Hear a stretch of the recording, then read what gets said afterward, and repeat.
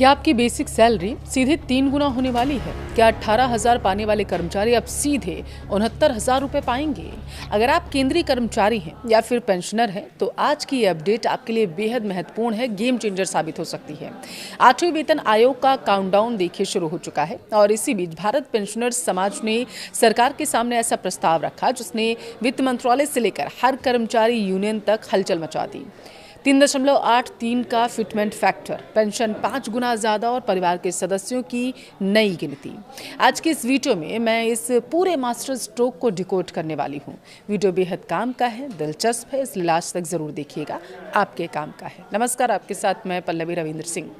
देखिए, अगर आप या आपके परिवार का कोई भी सदस्य केंद्र सरकार का कर्मचारी है या फिर रिटायरमेंट के बाद पेंशन का लाभ ले रहा है तो आज की यह चर्चा आपके लिए बेहद ज़रूरी है। देश भर के करीब 1 करोड़ से ज़्यादा केंद्रीय कर्मचारियों और पेंशनर्स की निगाहें इन दिनों सिर्फ एक ही चीज़ पर टिकी हैं और वो है 8वां वेतन आयोग। जैसे जैसे समय आगे बढ़ रहा है, कर्मचारियों की उम्मीदें और मांगें दोनों बढ़ती जा रही हैं और इसी बीच देश के सबसे बड़े पेंशनर संगठन में से एक भारत पेंशनर्स समाज ने 8वें वेतन आयोग के सामने कुछ ऐसी मांगें रखी हैं जिसने सबकी चर्चाओं को गर्म कर दिया है। न्यूनतम सैलरी 18,000 से सीधे 69,000 करने की मांग। जी हाँ, आपने बिल्कुल सही सुना है। आज की इस वीडियो में हम बात करने वाले हैं कि किस तरीके से भारत पेंशनर्स ने अपनी मांगें रखी हैं, इस प्रस्ताव में क्या क्या कहा गया है, इसके पीछे उनका गणित क्या है और अगर ये मांगें मान ली जाती हैं तो आपकी जेब पर इसका कितना बड़ा और पॉजिटिव इम्पैक्ट पड़ने वाला है, ये जानना आपके लिए बेहद ज़रूरी है। सबसे पहले बात करते हैं उस मांग की जिसने सबसे ज़्यादा सुर्खियाँ बटोरी हैं, यानी न्यूनतम बेसिक सैलरी में बढ़ोतरी की। आपको बता दें कि हाल ही में भारत पेंशनर समाज के एक उच्च स्तरीय प्रतिनिधिमंडल ने 8वें वेतन आयोग के अधिकारियों से मुलाकात की और इस प्रतिनिधिमंडल में बीपीएस के अध्यक्ष RK चौहान और महासचिव अविनाश राजपूत जी शामिल थे। उन्होंने आयोग के सामने जो सबसे बड़ा प्रस्ताव रखा वो था न्यूनतम सैलरी को 18,000 से बढ़ाकर सीधे 69,000 कर देना। अब आप सोच रहे होंगे कि अचानक इतना बड़ा जंप कैसे आ सकता है। दरअसल इसके पीछे संगठन ने एक ठोस गणित रखा है।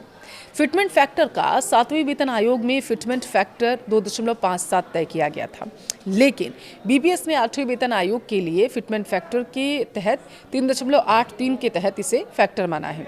अब जरा कैलकुलेशन समझिए आप।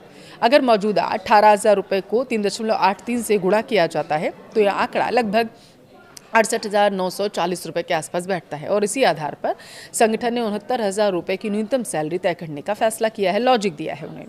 अगर ये मांग मान ली जाती है तो एंट्री लेवल के कर्मचारियों का जीवन स्तर पूरी तरीके से बदल जाएगा। अब आते हैं हमारे रिटायर्ड पेंशनर्स के ऊपर। बढ़ती उम्र के साथ मेडिकल खर्च और जीवन यापन की लागत आसमान छू रही है।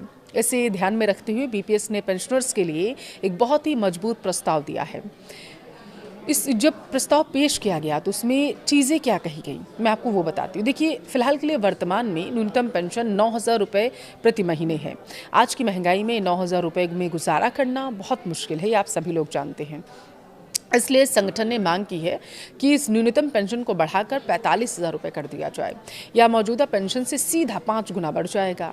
अब इसके अलावा पेंशन कैलकुलेशन के फॉर्मूले में भी बदलाव का सुझाव दिया गया। बीपीएस का कहना है कि न्यूनतम पेंशन कर्मचारी के आखिरी वेतन का 67% होना चाहिए, जो कि आमतौर पर 50% होता है। फैमिली पेंशन आखिरी वेतन का कम से कम 50% होनी चाहिए। संगठन का दरअसल तर्क है कि जब कोई कर्मचारी रिटायर होता है या दुर्भाग्यवश किसी पेंशनर का निधन हो जाता है तो उसके परिवार के पास सम्मानजनक जीवन जीने के लिए पर्याप्त वित्तीय सुरक्षा होना जरूरी है। वेतन आयोग जब न्यूनतम सैलरी तय करता है तो वो यह मानकर चलता है कि एक कर्मचारी को कितने लोगों का पेट पालना है। इसे फैमिली यूनिट कहते हैं। अभी तक सरकार परिवार को 3 यूनिट का मानती है, यानी पति, पत्नी और एक बच्चा। लेकिन भारत पेंशनर्स समाज ने इस व्यवस्था को पूरी तरीके से बदलने की मांग की है। संगठन का सुझाव क्या है वो सुनिए। भारतीय समाज की सच्चाई को देखते हुए इस यूनिट को 3 से बढ़ाकर 5.2 यूनिट किया जाए। इसका गणित उन्होंने कुछ इस तरीके से समझाया जो मैं आपको बताने जा रही हूँ।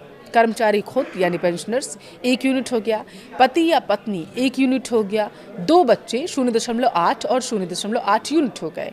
सबसे ज़रूरी 2 बुजुर्ग माता पिता 0.8 और 0.8 यूनिट। इन सबको मिलाएं तो कुल 5.2 यूनिट बनता है।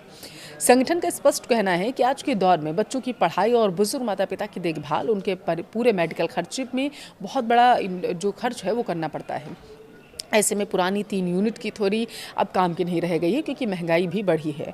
सैलरी तय करते समय माता पिता की जिम्मेदारी को भी फॉर्मूले का हिस्सा बनाना ही होगा। सैलरी और बेसिक पेंशन के अलावा संगठन ने महंगाई भत्ते यानी डीए और महंगाई राहत यानी कि डीआर को लेकर भी एक बड़ा सुझाव दिया है। फिलहाल सरकार साल में 2 बार जनवरी और जुलाई में डीए डीआर बढ़ाती है, लेकिन बीपीएस की मांग ये है कि अब इसे हर 3 महीने में यानी क्वार्टरली बढ़ाया जाए। यानी जैसे ही 3 महीने का महंगाई का औसत आंकड़ा आएगा, तुरंत ही कर्मचारियों और पेंशनर्स को उसका लाभ मिलने लगेगा, ताकि वो महंगाई की मार से बच सके। एक और दिलचस्प मांग ये है कि जैसे ही महंगाई राहत 25% के आंकड़े को पार करती है, तो उसे तुरंत ही बेसिक पेंशन में मर्ज करने के लिए जो सिफारिशें की गई, ताकि पेंशन का बेस अमाउंट बढ़ जाए। बात करें स्वास्थ्य सुविधाओं की, तो उम्र के इस पड़ाव में सबसे ज़्यादा ज़रूरत इलाज की होती है। संगठन ने मांग की है कि जो पेंशनर्स ग्रामीण इलाकों में रहते हैं और सेंट्रल गवर्नमेंट हेल्थ स्कीम के दायरे से बाहर हैं, उन्हें कैशलेस हेल्थ केयर सुविधा दी जाए। हर महीने मिलने वाले फिक्स्ड मेडिकल अलाउंस को बढ़ाकर 5,000 रुपये कर दिया जाए। साथ ही बीएसएनएल के पेंशनर्स की पेंशन समानता और उनके स्वास्थ्य से जुड़े लंबित मांगों को भी जल्द से जल्द सुलझा दिया जाए। अब आपके मन में सवाल आ रहा होगा कि भारत पेंशनर्स समाज आखिर है कौन, जिसकी मांगों को इतनी गंभीरता से लिया जा रहा है और जिसकी चर्चा देश भर में हो रही है।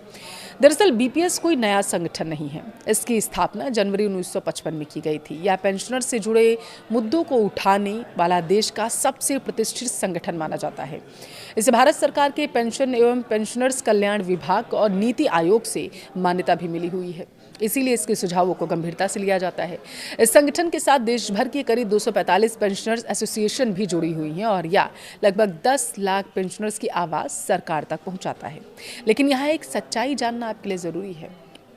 ये सारे जो आंकड़े हैं, 69,000 की सैलरी या 45,000 की पेंशन अभी सिर्फ सिफारिशें और मांगे हैं, या कोई अंतिम फैसला नहीं है। ये एक मसौदा है जो बीपीएस की तरफ से पेश किया गया है। 8वां वेतन आयोग अभी विभिन्न कर्मचारी यूनियन और संगठनों से ऐसे ही सुझाव ले रहा है। इन सभी सुझावों का आर्थिक प्रभाव देखा जाएगा। आगे सरकार के खजाने पर पड़ने वाले बोझ का आकलन होगा और तब जाकर आयोग अपनी फाइनल रिपोर्ट सौंपेगा। उस रिपोर्ट को अंत में केंद्र सरकार की कैबिनेट से मंजूरी दी जाएगी। देखिए, बुढ़ापा कोई बोझ नहीं है, बल्कि उस अनुभव का सम्मान है जो इन कर्मचारियों ने इस देश को दिया है।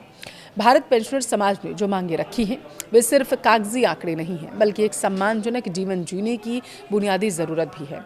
आपको क्या लगता है, क्या सरकार को बिना देरी किए इन बुजुर्गों और कर्मचारियों की इन मांगों को मान लेना चाहिए? क्योंकि माना जा रहा है कि अगर पास हो गया ये बिल, तो कर्मचारियों और पेंशनर्स के अकाउंट में पैसों की बारिश हो सकती है। लेकिन याद रखिए, ये अभी सिर्फ एक प्रपोजल है, असली पिक्चर अभी बाकी है।